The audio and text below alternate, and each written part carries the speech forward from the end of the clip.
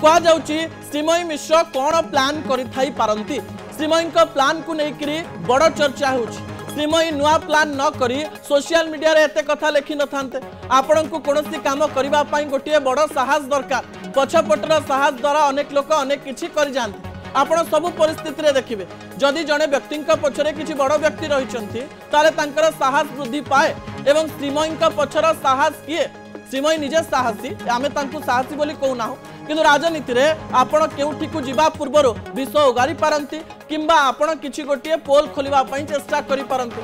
श्रीमयी सतरे कांग्रेस को जिबे कि जहा को नै आलोचना करा जाउछि ना भारतीय जनता पार्टी को जाई पारंती। श्रीमयी दुई जण व्यक्तिंकर कथा जेतेबेले आलोचना करा जाउछि अनेक नेता एवं नेत्री कांग्रेस मुहा हेतिबा कथा आलोचना करा जाउछि।